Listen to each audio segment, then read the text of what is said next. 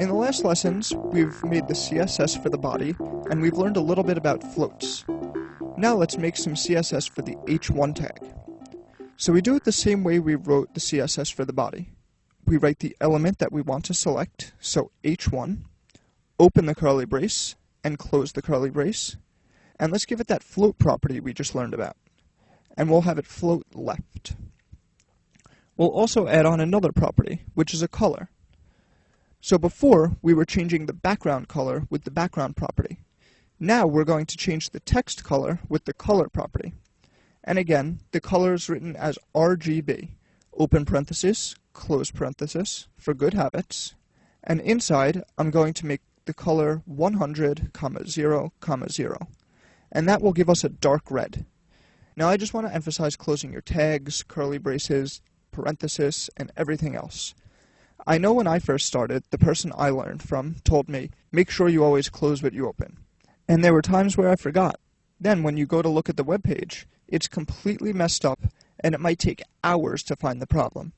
I know a lot of other developers who did the same exact thing as me when they started out. And now, once you're experienced, it's not like, oh, well, I've been doing this for 10, 20, 50 years, even though the internet's not around for 50 years. But anyway, I've been doing this for a long time, so I'm better than closing everything that I open right away. No, it's actually the opposite. After you get more experience, you finally begin to realize the importance of closing everything that you open. It really just saves a lot of time and a lot of headaches. Also, make sure that you put the semicolon at the end of each CSS statement.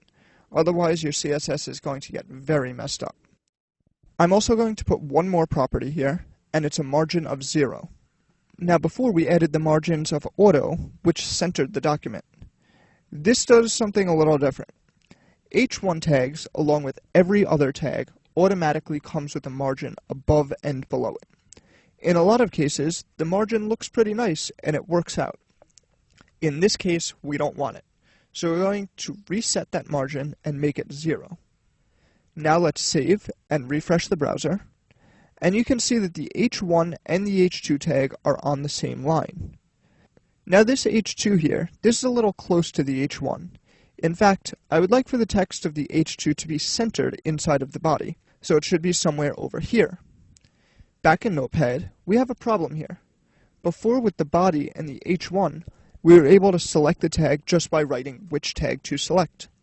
But now with the h2, we actually have multiple h2 tags. See, there's one here, and then another one here. So if we were to just make a CSS rule to style the h2, it would actually style both of these at the same time. So how do we pick out just this h2 over here? Well, I'll show you. To make a specific selection, we need to type the containing tag name, then the specific tag name that we want to select. So in this case, this h2 is inside of the header tag. So let's write here at the top, header, then a space, then h2. And it's sometimes easier to read this backwards, so I'm selecting the h2 inside of the header. Now I could even write body over here and make it h2 inside of the header inside of the body. But that's not necessary because this is already specific enough. Just know that if you have multiple tags inside of each other, that you can keep getting more and more specific. So let's style the h2 inside of the header. I said that I wanted the text to be centered, so I'm going to write here, text dash align, colon, center, semicolon. Save it, come back to the browser, and we can see that the text has been moved over and centered. But let's do two other things to this text. First, I want this text not to be so bold, and I also want to change its color. Just like there are browser defaults for each element to have a margin, some of the heading tags default to being bold. I don't want that here. So back in Notepad, let's write font dash weight colon normal semicolon. Because the h2 defaults to being bold, we need to bring it back to being normal. On the next line, we're going to write color to change the color of the text.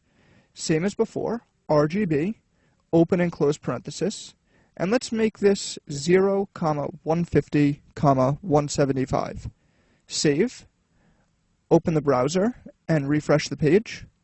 And I think that looks pretty good.